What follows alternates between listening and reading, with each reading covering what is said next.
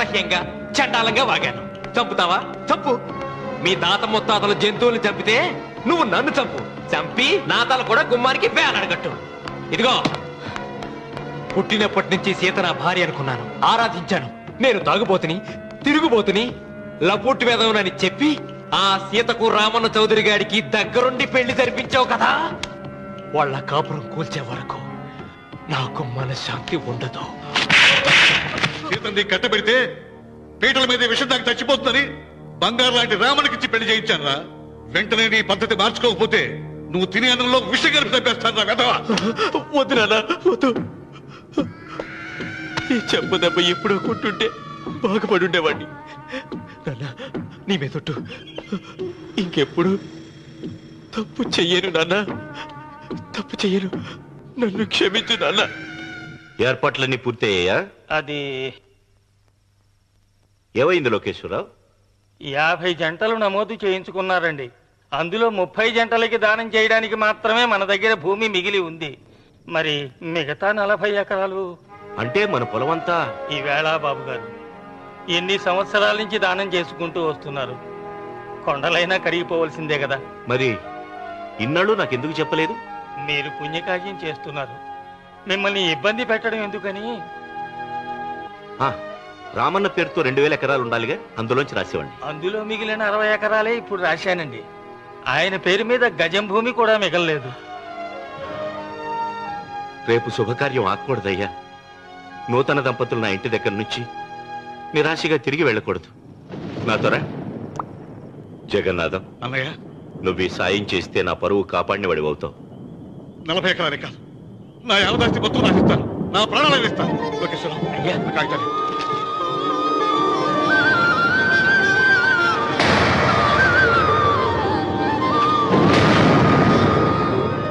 మీ కుటుంబం 10 కాళ్ళ పాటు చల్లగా ఉండాలయ్యా.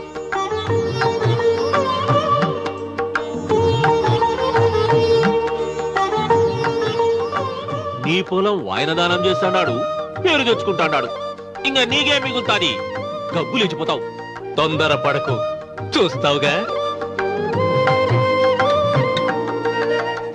ఒరే రావుడు, ఈ భోజనాల కార్యక్రమం చూస్తుంటే నాకు తిరుపతి దేవస్థానం గుర్తుకొస్తోందిరా. నువ్వైనా చెప్పచ్చు కదా మీ నాన్నకి, ఈ దానాలకు అంతే లేదా? ఎదుటివాడికి ఇంత పెట్టడంలో ఆయన ఆత్మసంతృప్తి పొందుతున్నారు. ఆ పుణ్యమే ఆయన నిండు నూరేడు బతికిస్తుంది. నువ్వు అన్నం వడ్డించి. ఇదంతా నీ పుణ్యమేరా. అంత మాటలు కన్నయ్య. హర హర మహదేవ్ శంభో శంకర. ఓం నమః శివాయ. పెదనాన్న, ఏం బాబు? పెదనాన్న, నాన్న. ఏమిట్రా? నాన్న నోరు. ఏమిటో చెప్పరా?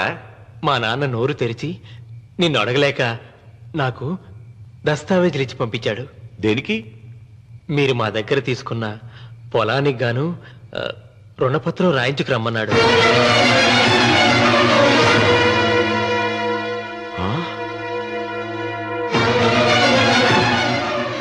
నా తమ్ముడు రుణపత్రం అడిగాడు. అయ్యో, సంతకం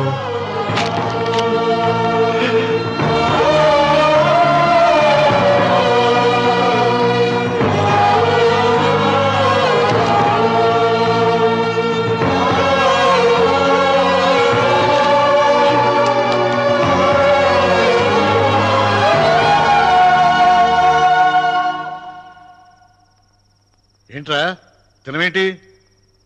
ఓహో, అన్నంలో విషం కలిపి చంపుతున్నానని భయపడి చస్తున్నావా? లేదురే, తిను.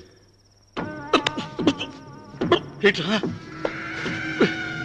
నాకేమైంది?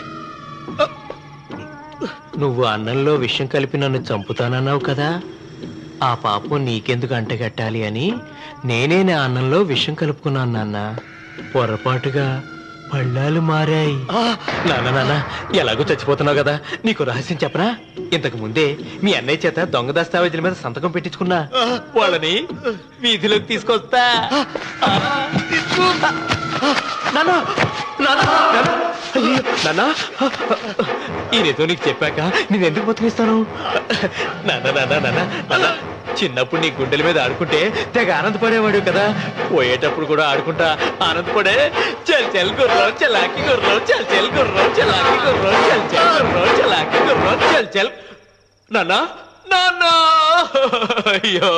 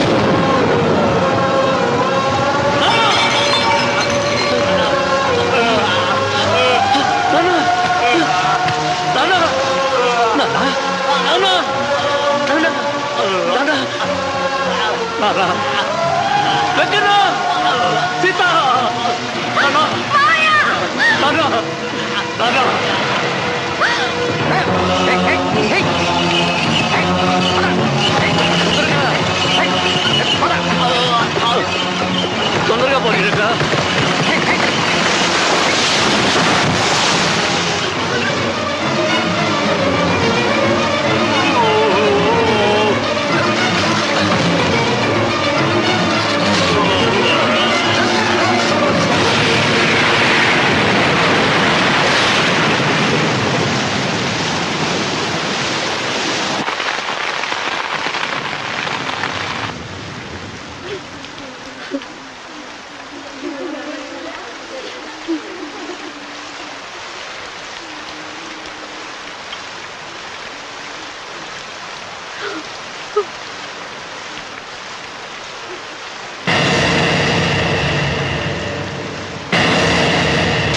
అందరికీ నమస్కారం.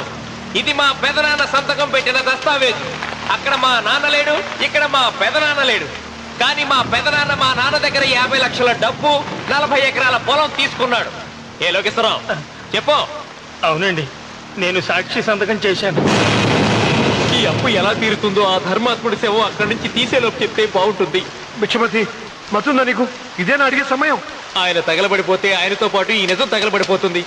మా అన్నయ్య ఆ ధర్మాత్ముడు రక్తం పంచుకు పుట్టాడు. ఏమయ్యా లోకేశ్వరరావు, మా అన్నయ్యకి మిగిలిన ఆస్తి ఏమిటి? ఈ ఇల్లు తప్ప ఏమీ మిగలలేదండి. సరే, 40 ఎకరాల కింద ఈ ఇల్లు పెట్టుకుంటాను. మిగతా 50 లక్షలు ఎలా ఇస్తావన్నయ్యా? ఏంటో నువ్వు మాట్లాడేది? మా రావుని ఒట్టి చేతులతో నడురోడ్డు మీద నిలబెడతావా? సరే, డబ్బు వద్దు, పొలం వద్దు, ఒక్కటిస్తే చాలు. ఏంటది? అది సీత దగ్గరుంది. అది ఇస్తే 50 లక్షల బాకీ రద్దు చేసుకుంటా. సీతారత్నం పుట్టింటి వాళ్ళు పెట్టిన 7 వారాల నగలున్నాయి. అవన్నీ నాకు ఇచ్చేస్తే నేను సరిపెట్టుకుంటాను.